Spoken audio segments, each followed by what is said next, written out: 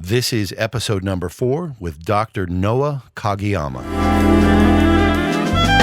Hello, and welcome to the Creative Strings podcast.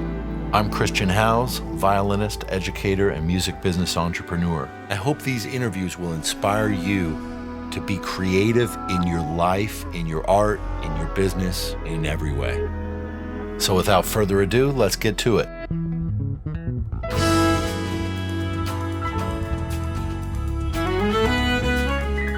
Hi, everybody. I'm so excited to bring my friend, Dr. Noa Kageyama, on for this episode. Noa was an incredible classical violinist, one of the best I've ever met. His abilities were just phenomenal. And he has an amazing story because he took this to a master's degree at Juilliard, and at that point decided that he wanted to do something else. He didn't want to be a classical violinist. That in and of itself is amazing. But then he went into performance psychology, which is something I didn't really know much about. And having talked with Noa about performance psychology and started to implement some of these things into the way that I think about practicing and developing as a musician and as a performer in all areas of my life, they've been really game-changing for me. So I'm so excited that he's going to share these things with you on this episode. I hope you'll enjoy it. I hope you'll share it and give us feedback. I want to give a shout out to the sponsors of the Creative Strings podcast, my friends at the Electric Violin Shop. These are the guys where I go to get all my gear, anything I need, from my Yamaha electric violins, Diodario strings, Planet Waves cables. They also deal with all effects pedals. And for a lot of people that are trying to sort out your gear, trying to figure out what you need to make your sound, to support your creativity, your growth as a performer, especially any bowed string instruments, there's really no resource like the Electric Violin Shop. And I'm serious about that. I mean, I love these guys. I've known them for a long time and just very grateful to them. So I want you to go over ahead and check them out. Just go to electricviolinshop.com/creative strings. Let them know I sent you, and you'll even get a discount. And so with that, let's get into this amazing episode with Dr. Noa Kageyama. Thanks for checking it out.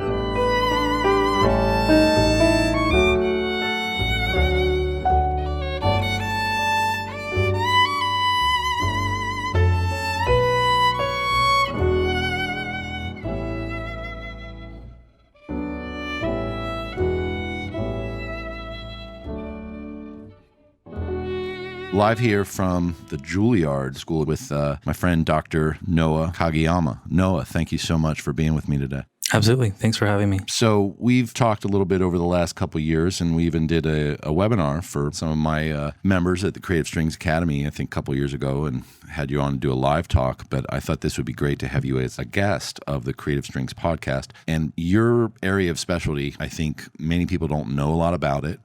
You've got incredible valuable information to pass on to people that's really useful for any kind of musical performer, and really a lot of other people, who have to do any kinds of performance. You're a specialist in performance psychology. So just briefly, what is performance psychology? Performance psychology is an interesting term because I think most people know it as sports psychology, and only in recent years, as it's become more broadly applied to folks outside of athletics, has the term performance psychology started to become used. But essentially, it's a study of the various psychological factors that impact performance, whether it's great performance or subpar performance. So it's just a study of what gets in our way of being as awesome as we can.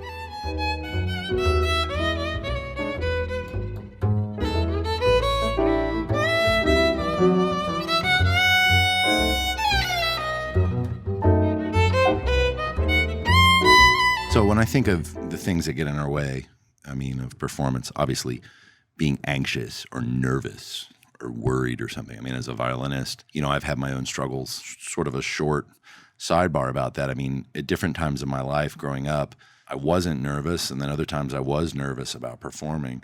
One thing that was interesting that happened for me was once I started playing jazz and doing all kinds of improvisational music, I tended to get less nervous, or I would be anxious, but about different kinds of things. And it also, I found that it was different in different venues. Like if I played in a cafe, for example, I wouldn't feel nervous at all. But if I played in a concert hall, I might feel nervous. But that's just a little bit of my struggle with anxiety. And sometimes if I show up to speak now or to teach, like today where I had, I spoke at Juilliard for your class, frankly, I felt a little bit nervous because it's Juilliard. It's a big deal, But anyway, that's what I think about is is nervousness and anxiety. But are there other things? Nerves and anxiety, that's obviously a big part of it. It's something that we've all experienced, whether it's, asking somebody out on a date or doing a job interview or getting up in front of people to perform or talk. There are other factors, and all of it comes down to, in that moment, are we able to get into optimal mental states, optimal physical states, and optimal emotional states that are conducive to doing our best work? Other factors might be things like focus. I mean, if you're really nervous, it's awfully difficult to focus on the task at hand. You end up thinking about the worst case scenario, or sometimes you start dwelling on mistakes you've already noticed you made, or things that you're afraid you're going to screw up in the future because they're difficult and you don't always nail them. Concentration is another issue, being able to just kind of quiet the mind and get into a more I don't want to say meditative necessarily, but just, a quiet state where you're able to get into flow and do your best. Even things like preparing in advance in a way that serves your performances instead of just practicing to develop your skills, which is a different kind of practice. It's obviously also important. Courage is another factor. We talked about that a little bit today.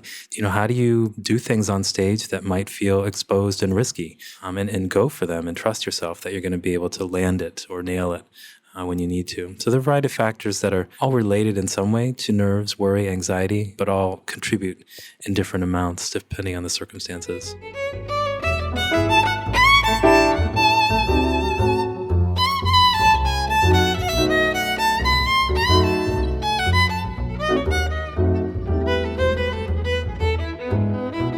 For listeners, you may not know, but Noah and I studied Suzuki violin from the same teacher. And Noah, I think you're maybe 3 years younger than me.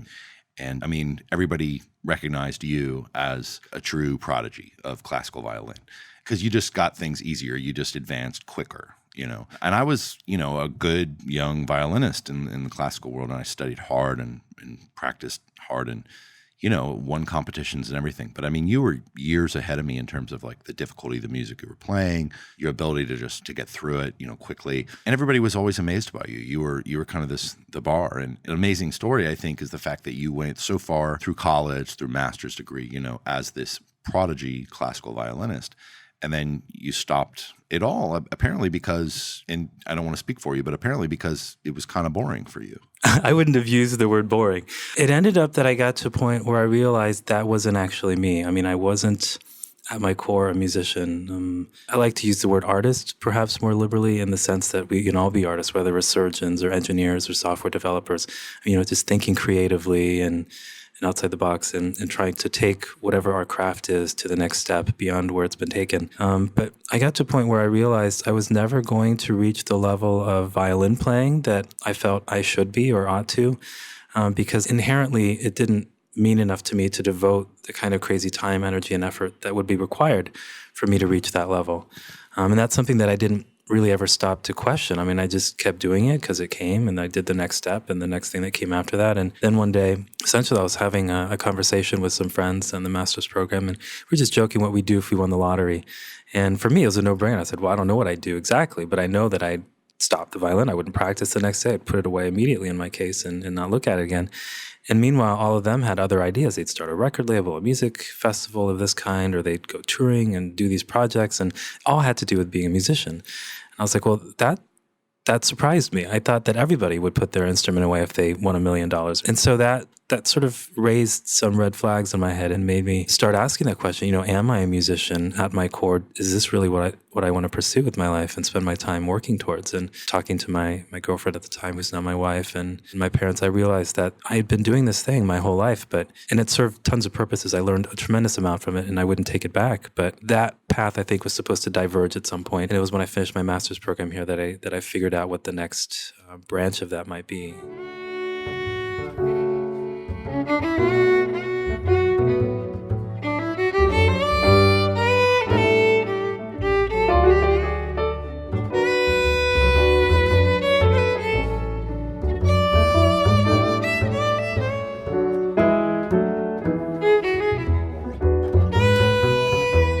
Just to be clear, we're talking about finishing your master's at Juilliard, where, you were among the absolute best of the best classical violinists in the world. And That's the part of the reason that I wanted to go down this path of questioning, because I think performance psychology for you, if I understand it correctly, is different than it is for most people. Like for me, it's about being nervous, being anxious. But for you, I remember a comment that our teacher, Michael Davis, we had two teachers in common. We had Jenny Christopherson, and then when later we had Michael Davis in common. And I think Michael, in a kind of loving way, one time described you as playing the violin as if you were cleaning your room. I don't know if probably you remember that. I don't know if you do, but that always stuck with me as a good, catchphrase to describe Noa Kageyama, the guy that can do absolutely anything on the violin, but when he plays, he seems like he might be cleaning his room. Like you seemed whatever, and I'm sure it wasn't black and white. I know, you love music and you were passionate about it. But are you one of these people that struggles with kind of, instead of being nervous, like it's not that you're not going to land the shift, but is it more about that you have a hard time concentrating or focusing because you're quote unquote bored, or it's not challenging enough? I know that I definitely looked bored. This is actually something that Dr. Suzuki mentioned, and I don't know if it's just my face and the way my facial expressions are on stage, but I was 5, I was playing for Dr. Suzuki, and he said, you sound great when my eyes are closed, but when I open my eyes, it doesn't sound good. And he was trying to tell me basically that I looked, I guess like Michael Davis said, like I was doing some chore or some routine, washing the dishes that I was totally unenthused about. And of course, there are a couple of things that you don't see underneath. One, I did get nervous from an early age, actually. And I did, when I was playing, obviously I'd get caught up in it and, it means something to me on a deep level. But I think it just got to a point where I realized it didn't mean enough to me to devote the kind of time and energy and discipline that I knew. I mean, I got to a point where I understood exactly what I would need to do to realize my potential. And I realized I wasn't willing to do that, partly through just seeing how I would respond when I had opportunities. So for instance, I was doing the Nielsen competition in New York. It happened to be some anniversary or something. And so instead of doing it in Denmark, they did it in New York City. And I knew exactly what the repertoire was, and I knew what I would have to be expected to play and when. I had all summer to prepare, but I didn't. And even a month or two away, I knew that I was toast because I just was not putting in the time and the devotion and the energy that would be required to actually represent myself. I don't think you're a lazy person. So, I mean, it's not like characteristic of you not to be disciplined. I mean, when you pursue something you're passionate about, such as what you're doing now as a performance psychologist, and you've created this amazing course and website, bulletproofmusician.com, and you've got amazing blogs that come out regularly. I mean, I think every 2 weeks or something, I think I get your great, incredible blog articles. And I know you pour your heart into these things, and so you're a very disciplined person. So for you to say that the Nielsen competition, you couldn't find it in your heart to do the work required, it's not because you're lazy. So that was assigned to you. But also it sounds like when you've talked about your struggle as a performer, it sounds like it had to do with focus more than being nervous. Is that true, or is that kind of misrepresenting you? I think the two are tied together. I mean, one, if people are really, really focused in the moment, completely caught up in the moment, not thinking about the future, not thinking about the past, not thinking about pizza or what they're going to do afterwards, it's much easier to get lost in it. Just like, when you're watching a really amazing movie where you're caught up in the storyline, you don't notice the little glitches or the mistakes or the popcorn around you or even what time of day it is or what season it is. And so you leave the theater and suddenly you're reminded what reality is like. And it's like, wow, you forgot that it was snowing and that was wintertime. And so I think when you're really wrapped up into something like that and tremendously focused, the anxiety or the nerves, it becomes a different experience. It sort of adds to the performance, and it might be characterized better as excitement or energy as opposed to anxiety. And that's actually what sports psychologists do. They conceptualize anxiety as being what they call a multi-dimensional construct. It's not anxiety as we think of it. It's, there's the energy part of it or the activation portion of it, sort of the physiological adrenaline response where before you go on a roller coaster, some people are freaked out and worried, and other people are excited and they can't wait. And it's the same thing for us on stage. We have that physiological reaction. And sometimes we have performances where it's tremendously exciting and we're totally inspired and that energy is a good thing. And then there are other performances where, you add to that energy a lot of worry and doubt and fear and all these other negative emotions that turn that energy into feeling bad and something that we need to try to control and get rid of and extinguish. And we lose the ability to use that energy into our performance. And instead it becomes kind of a very careful, controlled, cautious sort of performance that's no fun for anybody involved.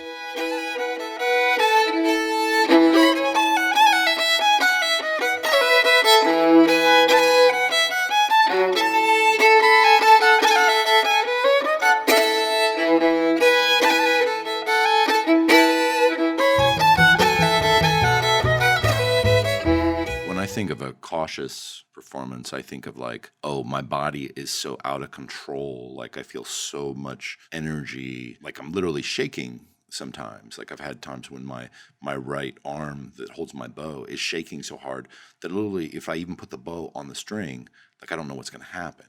And in those cases, obviously, you're trying to not be a train wreck instead of trying to give more to your performance. You're just trying to like avoid all the bad things that are going to happen. So I can really relate to that. I want to get right into some of the tips. And I know there's a tremendous amount of diving in deeper that people can get by either getting into coaching with you or, checking out the bulletproofmusician.com again, which is an amazing blog. And you've got an amazing program people can sign up for. But I just want to get some of these really huge tips because you've told me about some of them. So first of all, can we start off talking about how you change your practice, the difference between performance practice and practice? Because you told me about this before, and I think it's just game changing. It's funny because it's one of those things that when we hear it, it seems so simple and obvious, and we wonder why we haven't been doing it all along. And this is not something even that sports psychologists have started talking about, but it's something that the great pedagogue Galamian, for instance, who used to teach at Juilliard, he wrote a book many years ago where he described the three kinds of things we should be devoting our practice time to. 1/3 approximately should be on conceptual things. What do we want the phrase to sound like? What do we want the sound to be like coming out of our instrument? And once we have a really clear idea about that, then we can go about figuring out, mechanically speaking, how do we produce that on a consistent basis? And that's where all the technical work that we do with scales, etudes, and slowing things down and analyzing things comes into play.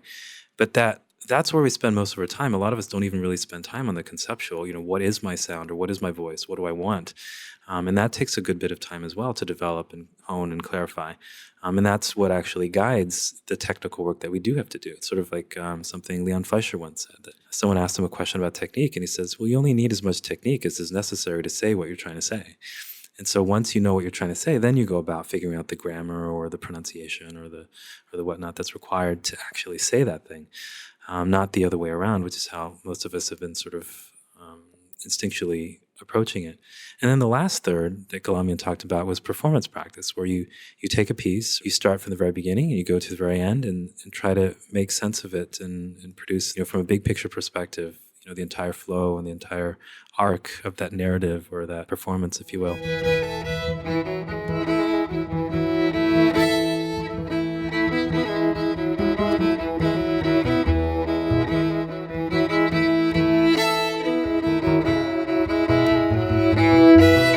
Performance practice basically involves doing the reverse of what normal practice usually is, because in normal practice, our goal is to improve skills. So we have to listen with an incredibly keen ear to all the different things that are going on, the things that we might be missing, the things that we're doing well, and the things that we need to fix and adjust and tweak. And so we do a lot of more sort of analytical, slow, methodical practice where we're experimenting and listening carefully and stopping and fixing mistakes and doing things in chunks and different rhythms and all these different tools and tricks we have to try to hone our ability and our skills and refine these passages. The thing is, on stage, we only get one try.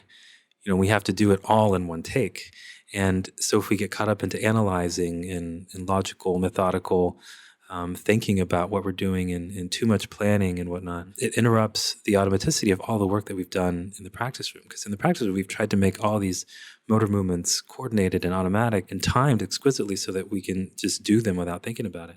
But once we get into that cautious mode where we're questioning things that are coming up, or we listen to something and we're comparing it to what we have in our head, or we're dwelling on these mistakes that we made that we've never made before, trying to analyze and figure out how they happened. Suddenly we're no longer in the moment and we start getting more anxious, more worried, more nervous, more scared, more tight, and it all starts going downhill pretty quickly from there. So our ability to just play something from beginning to end without keeping score. I think John Cage said something along the lines of, don't try to analyze and create at the same time because they're different processes, and they absolutely are.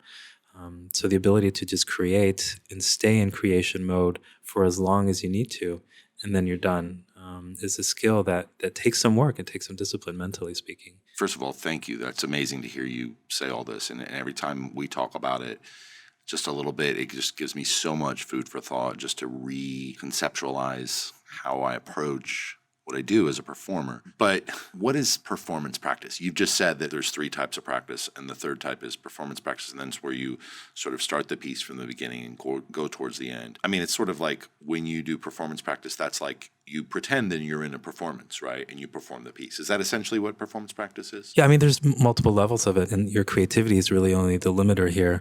So performance practice in the early stages of learning something might be getting a video recording device, or, everyone nowadays has an iPhone or an Android device of some kind. You just put that up on a stand and have a go at the piece and try to bring your absolute best performance to that moment. And it might be a train wreck because you realize as you're playing through the piece that, wow, there are lots of gaps that I didn't realize were here. There's sections that I don't know what I'm trying to say, or I don't know what I'm doing, or sections that seem to be okay when I played them in tiny chunks, but when I string them all together, I can't sustain the high level of technical excellence that I expect of myself. There might also be places where you find your focus departing, and maybe you get bored and you start thinking about lunch or something that's going to be on TV later. And so these are all things that you wouldn't otherwise realize about the security of your performance. And you just don't realize what's going to be missing from your actual performance until you give it a try in somewhat simulated conditions. And certainly as time goes on, you get better at it. There should be fewer and fewer gaps, hopefully, and you sort of build up an endurance, not just mentally, but also physically. And you can start increasing the stakes. You could start, having a friend listen in on you as you give a performance. You could start performing it for more people. You could perform it in public venues that still don't feel like a lot of pressure. And sort of essentially build up a hierarchy of situations that make you feel increasing pressure,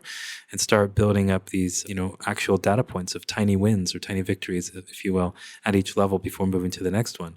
So then eventually get to a point where the next jump up doesn't feel like that much of a stretch. So it's sort of like, and I don't know if this is a great metaphor, I don't know too much about baseball, but you don't usually go from being drafted out of high school to playing in the big leagues. Usually go through the farm system, single A, double A, triple A. You build your way up and build confidence at each level, knowing that, okay, the next level is going to be more intense, but it's not going to be like being dropped into a pool on day 1 of swimming class, expected to, swim the butterfly back and forth a couple times. Okay, but one of the things that you said to me confuses me a little bit. I mean, because I think if I start a concerto, for example, most people, myself included, I think it's going to be a few weeks before I'm going to be even close to being ready to perform it. So are you actually suggesting that someone should start doing performance practice when they really haven't got it under their fingers yet? I think you can do a little bit. And certainly if you're just sight reading a concerto, trying to sight read Tchaikovsky is not going to work so well for you. But there are certainly sections that you can perform. It doesn't have to be the entire movement. It can just be, the exposition or just a sec. Because you want to get a sense of, instead of just picking out specific measures that you spend forever on tweaking, you want to get a sense of how it fits into everything, and how it develops over time. And so I think the other thing too is performing will give you an idea of what are the biggest. I had a student who is really cute about this. She said that she caught herself spending too much time working on imaginary problems. And, she's British, and so she has this accent, and that it all sounds very charming and funny. But I was curious. I was like, well, I don't even understand what you're saying. Like, what is an imaginary problem? And she was basically saying that, if you just take a piece and you think about the things you need to work on, you can get stuck working on these things, like little notes or little passages or just single shifts for way too long. When in reality, those things may not be the biggest problems that you have in this piece. So when you give it a go, when you play the first page or the first 2 pages all in a row, you might discover, based on prioritization, what are the biggest gaps or the holes? What are the things that actually stand out the most, instead of these little tiny nitpicky items that are certainly important and need to be there at some point, but maybe not just quite yet.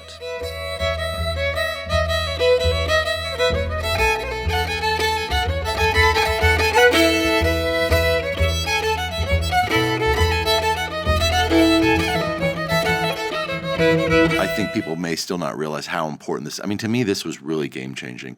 Part of being a great musician or being great at anything, I think, is just being a critical thinker, like being aware of what you do and understanding the problems and solving those problems and stuff.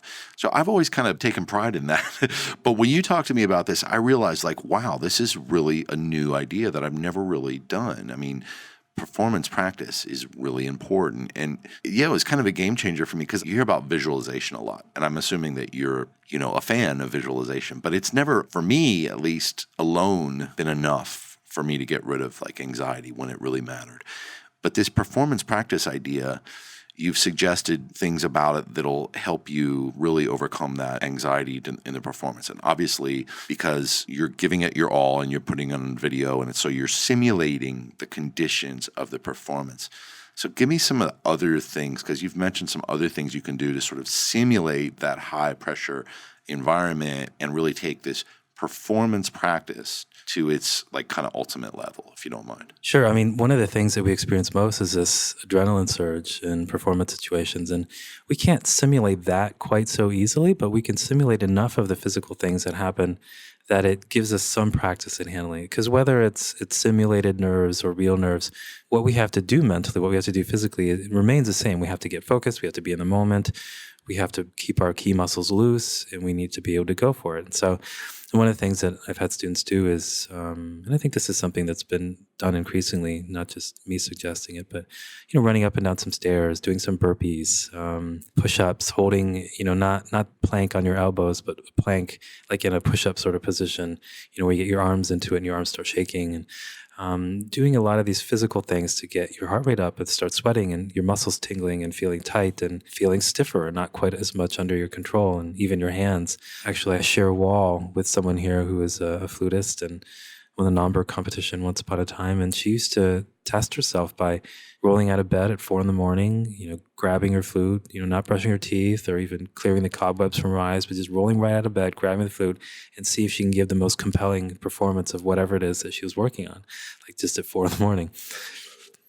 So there are a variety of ways in which, and the better we know ourselves, the better we know what happens under pressure, the more effectively we could prepare for those things. So actually something I did the other week was I went through my class and we asked each other, what are the things that get to us most? And for everybody, it's something slightly different. I mean, for one person, it was having to wait, way too long and get cold and not being able to play the instrument. And for another person, it's something as seemingly trivial as, strings being slightly out of tune.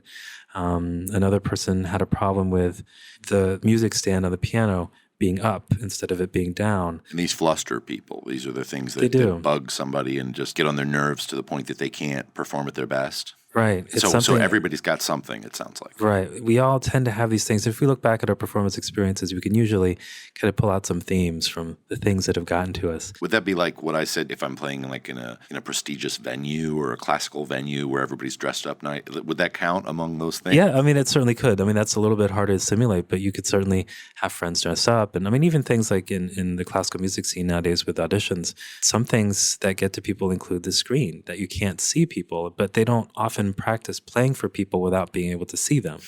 So when they suddenly walk out and they see the screen, there's people in front or behind the screen, they suddenly start thinking about that and they have a difficult time not thinking about that. So just practicing with a screen in front of friends sitting behind it.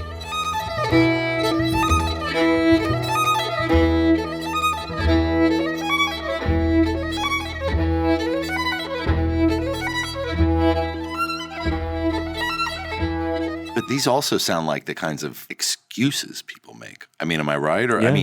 I mean, it's like for me, I know that. I mean, I'm not trying to make an excuse, but I know that I could say like, "Oh, I always get nervous, and I got nervous because I was at Juilliard." But somebody could interpret that as an excuse, like right. But it also could be real for me, right. You know, like really, when I get nervous is if I'm playing in a, I was at Lincoln Center, I got nervous playing at Lincoln Center. But some people, I think, they make excuses too. So, but either way, the point is, you're saying, well, you need to overcome it by simulating it. Is that what you're saying? I think for me, and this is just off the top of my head, but I think an excuse really becomes an excuse when you use it to justify not doing more to prepare. And maybe that's not the most eloquent way of putting it, but... No, that makes sense. So you're saying, okay, whether it's real or not, well, you need to address it, and the way to address it is to simulate whatever that thing that bothers you is, and then do performance practice. In other words, do a performance under those conditions. So just, I mean, if I can review, you're saying like you want to get your heart rate up basically, because that's similar to I'm sorry, I'm not a scientist, but that's like if you get your heart rate up and you're sweating and you get your muscles like activated, that's going to be similar to this experience that you naturally feel of being under heightened pressure physiologically? It's not going to be exact, but it's going to be similar enough that it'll give you some practice at focusing past all that, focusing on, for instance, staying in the moment, not keeping score, really trying to create. And I mean, even simple things like, rather than thinking about the mechanical details of playing your instrument, really focusing on sound or, staying in a groove, or just kind of having an internal pulse going of, where the line is going, how you're trying to shape things. When people talk about, focus on the music, I mean, those are the things that they mean. Oftentimes, they just haven't been particularly well articulated as to exactly what you're focusing on in the moment. Because a lot of times when you ask somebody, what were you thinking about in these great performances, they'll say nothing. To me, I think my understanding is they say nothing because they don't remember thinking specific thoughts, and they weren't thinking about anything so long that they were able to kind of encode it into their memories. They were continuously sort of like playing Guitar Hero or something like that. I mean, if you try to analyze what went wrong, you're going to miss what's coming up. And if you look too far ahead, you're going to miss what's happening right now. So the ability to, almost like when you're sight reading as well as a classical musician, stay in this very narrow window of time that relates to what is happening right now, one kind of prevents you from getting too nervous or snowballing out of control and remembering too much of what actually happened in a great performance, but also sort of part of the definition of what it means to be in the zone. And I've actually sort of lost what the question originally was. No, that's awesome because I get the sense that you're talking now about what you should be focused on, right. Which sounds like a whole other line of questioning for you. Like, in other words, a great performance is a performance that you're in the zone and you're not necessarily thinking about one thing. You're kind of thinking about everything. You become a part of this continuous moment. You lose yourself in the process of making the art. My question was about the different ways that you can simulate the performance, and specifically raising your heart rate is one, and that could be by doing push-ups, like you said, or planks, or I'm assuming it could also be like running around the block. Absolutely. Yeah. So it's just like anything. So nobody has an excuse. Like if you're in a room, you can do push-ups or jumping jacks. If you've got weights, you can do weights. You can run around the block, whatever. Get a sweat up, and then practice your piece, perform it, record it on your phone if you have to, voice memo recorder, right? Or set up your iPhone on video record and do it that way. That way you can watch yourself and listen later and practice the entire performance of the piece. And this is such a big deal because then later you can come back and you can find out what actually happened. And then the more you practice performing, the more you're going to have a chance to actually overcome those anxieties or those distractions. Is that right? Well, you'll have a much better idea of what is likely to go wrong in a performance. So you'll be able to practice specifically those things. And the other thing is you want to do this multiple times. You don't want to just run around the block and play the first movement of something and leave it at that. You want to do this multiple times so that you get used to seeing what's going to happen under pressure and under these sorts of circumstances. And the other way to do it is you want to overlearn. And this is not to say that you don't want to spend time on the ends of things, because I had a bad habit of spending too much time on the beginnings of pieces and not on the ends. But you do want to overlearn the beginning because that is the hardest part. I mean, the first note, the first measure is the hardest thing to get out because you're more nervous than you're going to be once you get into it. So you're running around the block, getting your instrument out, and going for it, really letting loose and giving your absolute best performance of the first phrase or the first 60 seconds, say, and then putting your instrument down, putting the recorder on pause, going for another run around the block. I mean, doing this, 5, 6, 7 times in a row, taking notes, watching it back later, and then repeating it maybe several times through the day for at least a few days, maybe even a week or two leading up to your performance. I was going to say, I thought you were going to say you should be doing this like all the time, like whenever you practice, basically. I mean, you certainly could, but it's especially important in the days leading up to an actual high-pressure performance. And I guess it depends how much an individual struggles with these issues. I mean, if I'm just going to go down and play at a local club at night and everybody there's going to be, drunk or whatever, and I'm just playing like really easy music or something, then maybe I don't need to do any of these things because I'm always relaxed in that circumstance. But if I know that I'm going to be showing up at Juilliard for a high-pressure performance and everybody's going to be judging me, then I should be doing this a lot, I would actually argue that taking it easy in some performances is perhaps not doing yourself favors in the sense that I don't know how many people will remember Brandon Roy. He was a Portland Trailblazer for maybe 5 years. He had to cut his career short because of knee injuries, but he was an all-star. I mean, I think he's Rookie of the Year, and he was all-stars for, I think, perhaps every year that he was in the league. And when asked, Kobe Bryant said that Brandon Roy was his toughest cover. Like, this was the toughest guy in the league for him to guard. And so one year when they were both at the All-Star game, I think this was Brandon Roy's first All-Star game, he saw Kobe Bryant there, and Kobe was going hard relative to what expectations would be of an all-star game, which is, usually just don't get hurt, have a good time, soak it up, enjoy the fans. And Brandon Roy was like, what are you doing? Like, this is crazy intense for an all-star game. And Kobe Bryant just gave him a little bit of advice. He said, we all have this switch that we can flip on and off, this intensity switch, if you will, or the seriousness with which we take things. And he said, I've learned over the years that it's best not to mess with that switch because you might find yourself in a situation someday where you need to flip that on and you can't find it. Wow. So he said it's easier just to turn that switch on from the very beginning through the whole season until you've played your last game. Just keep that switch on. Oh, man, that's amazing. And I think for musicians, it's a very natural tendency for us to kind of appraise the situation. Say, you know what, easy gig, people are drunk, or, it's just people I already know, and music's not too difficult. I've done this a million times. Nobody's listening, whatever. It's very easy to kind of put it on cruise control in a manner of speaking, or autopilot. But then that deprives us of an opportunity to really practice bringing it every single time, no matter what it is. And so we end up getting, over the course of time, less real performance experience, if you will, from both a mental and a physical and emotional perspective.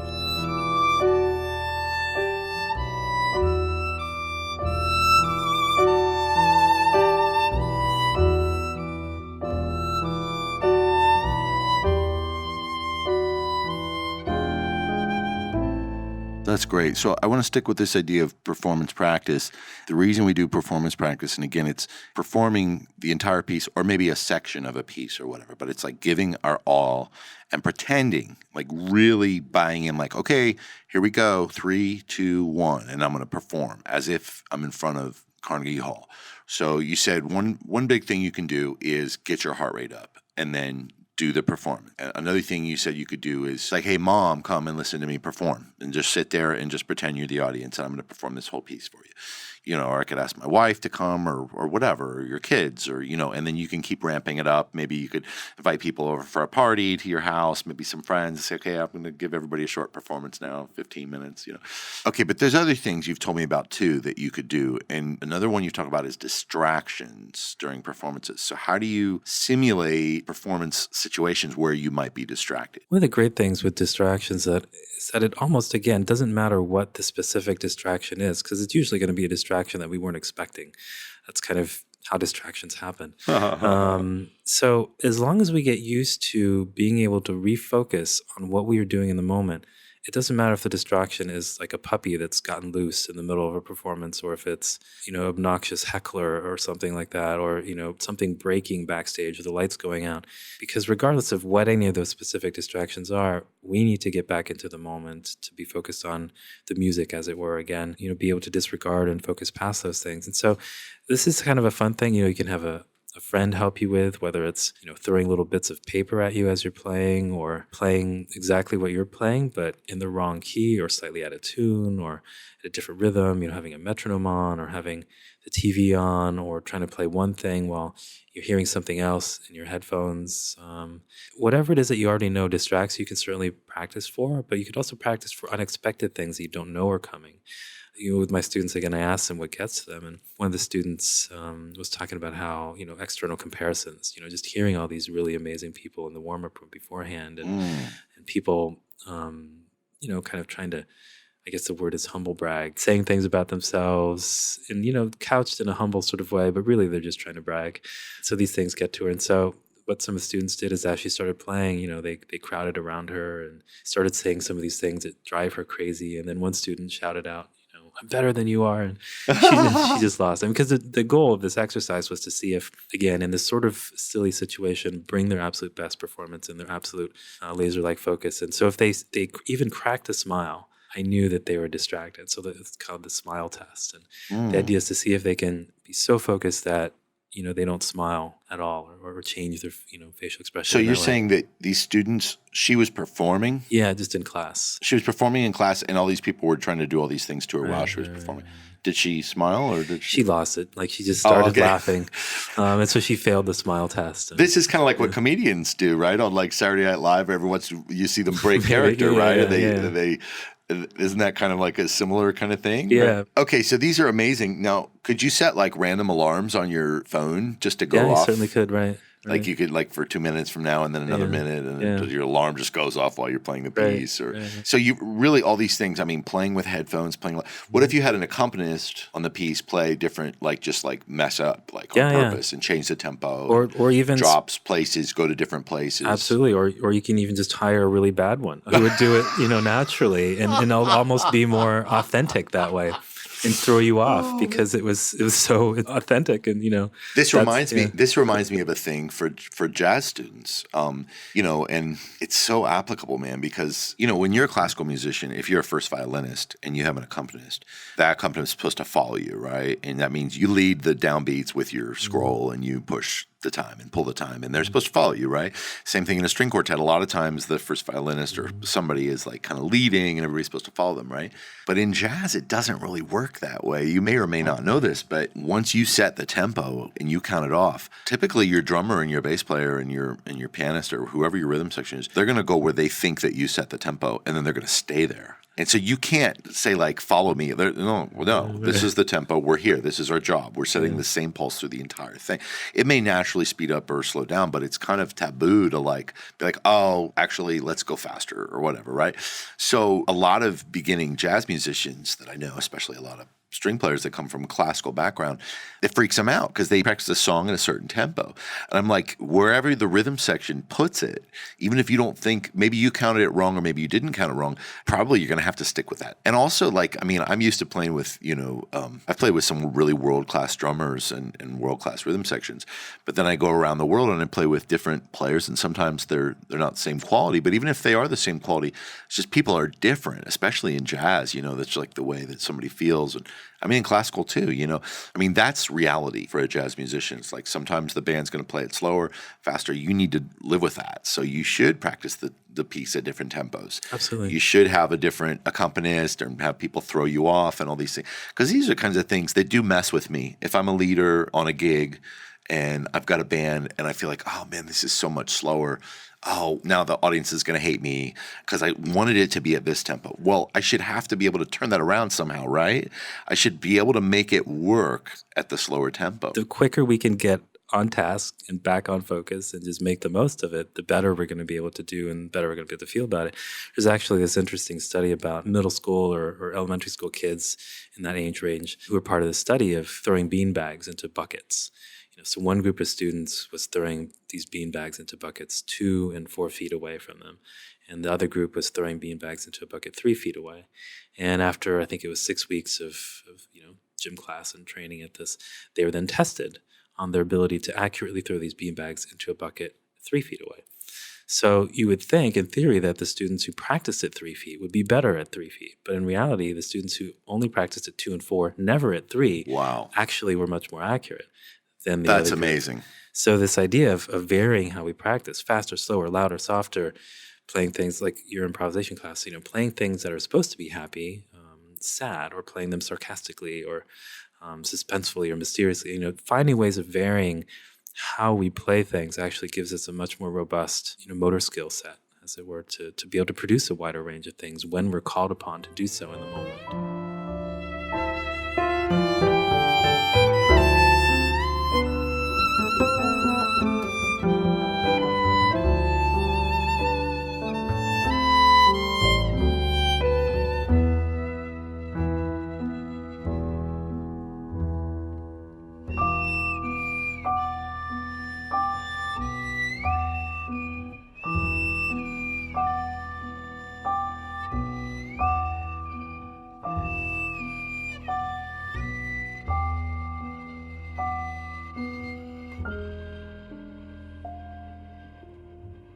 The takeaways I'm getting are, again, raise your heart rate, various ways, but also simulate being distracted through all kinds of different ways that we just talked about. That could include musical ways, like changing tempos, having things go wrong, but also having people throw spitballs at you or yelling stuff or heckling you, or maybe you could stand in the middle of an intersection and perform or something like that. As long as it's safe. Yeah, right. Or, I don't know. Yeah, stand, outside at a tailgate party of a football game, or no nobody's going to actually hurt you, right. but it's naturally distracting environment. Go perform in your backyard. Would people be freaked out? I think a lot of people are freaked out playing in their backyard. Yeah, they very well could be. So it's like just put yourself in different scenarios. So is there anything else we're missing? I think the number one rule is just to practice not keeping score. Like not analyzing or monitoring whether it's going well or going poorly. Because I've heard too many stories of students who, nailed something that they rarely nail in the practice room. And they're so happy about it on stage. And the moment it's like, I can't believe I nailed that. And they're giving themselves like this mental high five. And suddenly they screw something up that's really easy because they were not in the moment anymore. Because that's very difficult for us to do because it's exactly the opposite of what we practice every day in the practice room. So if in that moment we could practice not keeping track of whether something was good or bad, but just creating in that moment, that is the fundamental mental skill that we'll have to be able to whip out on command in a pressure situation where how we sound matters more than it does anywhere else. So it's a very difficult thing to do if we haven't practiced it in advance. So the goal is to be focused. Absolutely. Is to be focused on the music. So now I have to ask, and I'm sorry, this is probably a naive question, but do you practice training your awareness on different things? Absolutely. Another way of putting it might be that, we spend a ton of time on the physical scripts, sequencing the motor movements that are required to be able to execute what it is that we were trying to say. But we don't spend as much time or almost any time sequencing or practicing or choreographing in advance the mental scripts, as in what exactly is the most helpful thing for me to think about right before I start playing, or as I start playing, what are the most helpful things for me to keep my attention completely, laser-like focused on as I'm playing. Once we can figure out what those things are, we can then practice doing that regardless of the situation. But if we find ourselves getting distracted as we're doing this performance practice, people are yelling at us or there's a recording going on, once we notice that, my attention has gone to, the sudden explosion on the TV or to something my friend said, we can take note of where that happens or what our mind typically goes to. Because it might mean that we don't have a clear enough idea of what exactly we should be thinking about at that point, or it means that we just haven't trained ourselves to be able to control our focus. It's like, how we'd be driving down the road sometimes and realize that you've not really been paying attention to driving your car at all. You've just been sort of on cruise control mentally. And so we want to be able to pick up on when our mind starts to go somewhere else as soon as it happens, even before it happens, so that we can kind of get our attention right back where it needs to be.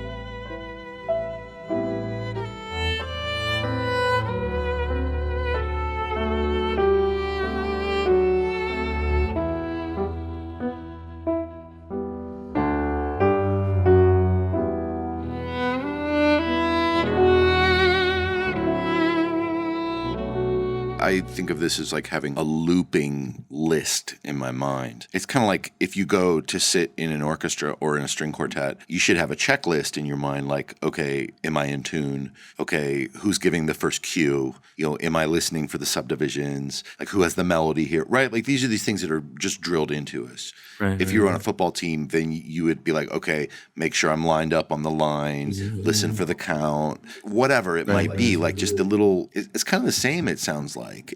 So it might be like, okay, at measure 4, I'm going to remember to focus on my elbow position. Or, is that the same kind of thing? It won't be as technique related, ideally, because once we start thinking about technique, then we start getting self-conscious and, over-controlling it. So for musicians, oftentimes it's usually somewhere in the area of sound or rhythm. If we're really focused on kind of blending or matching styles or hearing exactly what we want coming out of our own instrument or kind of feeling this internal pulse or where the line is going and how things are shaping. And those are the things usually sensory in nature that help us. So for instance, tennis example, instead of thinking about our footwork per se, we might be thinking about having light feet, or instead of thinking about what exactly our arm needs to be doing as we're serving, just thinking about snapping the wrist. So it's kind of a big picture type cue that reminds us of what's the most adaptive or helpful thing to be thinking about at the time. Or even, keep your eye on the ball is such a cliche thing. But we often actually aren't looking at the ball as carefully as we really could be. So instead of saying keep your eye on the ball, which is easy enough to do, saying something like count the number of rotations of the ball from the time it leaves your opponent's racket to the time it gets here.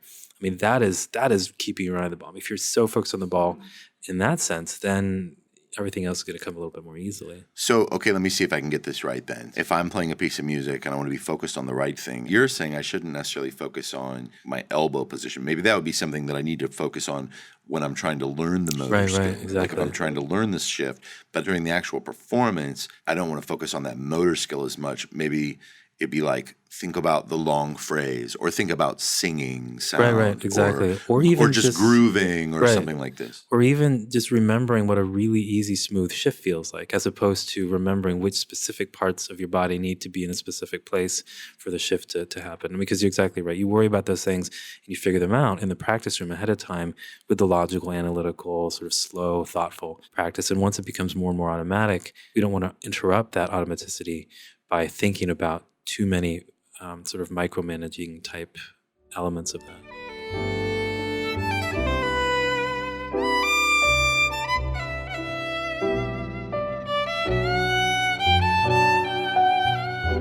That is really amazing. And every time I talk to you about this, I realize that there's so much more I can get from paying attention to not just performance practice, but I think learning more about my own capabilities, my limitations, extending them, expanding them through understanding, I guess, psychology. I mean, I feel embarrassed because I can't really talk about it close to as intelligently as you can talk about it. But the goal, it sounds like, is to be in the moment when you perform, to be 100% focused on the music. I mean, I'd love to talk to you, just more and more about how we can train our awareness. I mean, as a jazz musician, one of the things that comes to my mind is when you're a jazz musician, you're improvising. So a lot of times that means you don't have to worry about missing a shift because you don't have to take that shift. You can stay in first position. Like, you don't have to play a double stop, just play a single stop. It's like play things that are safe. But I think one of the things that really stresses out jazz musicians, for example, you mentioned this earlier, like if you hear somebody that's amazing, what if you're going to have to take a solo, an improvised solo after somebody that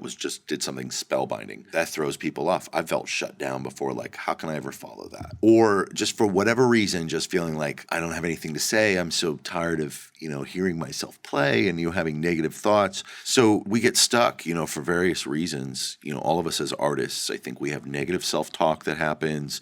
We have defeating kinds of thoughts, worries and doubts. I mean, I think for a lot of people, they come up, and I'm not embarrassed to say that. Definitely that happens to me. Sometimes I have days when I feel like everything I do is great, and other times there's days when I just feel like, man, I can't stand a single sound I make. So whether it's focusing on the music or focusing on the sound or focusing on why you do it, do you think about all these other things? I would think when they play music, maybe some people think about, I don't know, all the money they're going to make, or, their religious conviction, or they have a deep sense of confidence in themselves. Is that good enough? Or does it have to be this losing yourself in the moment of the music? I think the losing yourself is the funnest thing. I mean, because these external things can certainly be great and helpful, but a lot of times we've been doing what we do so much that I think we forget how cool it actually is. A lot of people would say, I'd give my right arm to be able to do what you do. Not actually, because then they wouldn't actually be able to do what you're doing, but they want it so badly because it just seems really cool to them. And I think because we hear ourselves play every day, it's sort of like looking at ourselves in the mirror. I don't think we are attractive to ourselves because we see every little tiny flaw and every little tiny feature, and it's just not new to us. But to somebody else, it's completely mind-blowing. And so when we really just listen, I mean, I've had some students do this like one-note meditation thing where they just play a note on their instrument, but really listen. Because if you've never heard sound coming out of your instrument before, imagine you're this Martian or this alien that comes to this planet, or a baby that's never heard a violin or a flute or even a drum sound before, just hear this sound as if they'd never heard sound before. A lot of people actually get chills just hearing it, because the experience itself of sound is pretty remarkable and amazing and sort of miraculous in and of itself. And then you combine that with all these different elements of music, harmony, rhythm, different voices all contributed together, different instrumental sounds, timbre. I mean, you mix all that stuff together, and it's really a pretty remarkable thing, especially at the level that you and most of the people listening to this are at. I mean, even if we could go so much further with our art, where we're at is vastly further along the continuum than where we started. And I'm sure you remember how crappy we all sounded when we started. It's been such a long way away from there that I think we sometimes forget how awesome it really is to be where we're at. Yeah. That's amazing. Yeah, the magic. And I mean, I'd love to close with that idea because I think, this idea of the performance psychology, I'm realizing as I'm talking to you about it, every time we talk about it, that there's so much deeper that I'm not even scratching the surface of what you have to offer. And it's exciting to me because that's what we need to all be after, is the magic every day and reclaiming our passion as musicians, as performers, whether we're creative musicians, whether we're composers, whether we're interpreters. But that's great. I want to close on that. I mean, thank you for these practical tips because I think they're really helpful. Just getting even under the surface with you has helped me tremendously to just find these ways to want to go deeper. And I can't tell people enough, check out the bulletproofmusician.com, bulletproofmusician.com with my friend Dr. Noa Kageyama. You need to sign up for his blog there because he sends out really thoughtful articles, I think every 2 weeks or so. There's no fluff. They're great articles related to the stuff we've been talking about. And he's got a great course. And I think it's called Beyond Practice. Is that right? Beyond Practicing, yeah. Beyond Practicing. It's a wonderful course. You should sign up for it. The bulletproofmusician.com. Is there any other kind of parting comments you want to offer, Noah? No, I think that was a great place to leave it. Yeah, thank you. Well, thanks again, Noah. And thanks for bringing me to Juilliard. It's been a real honor. Absolutely. It's been great having you here. Take care.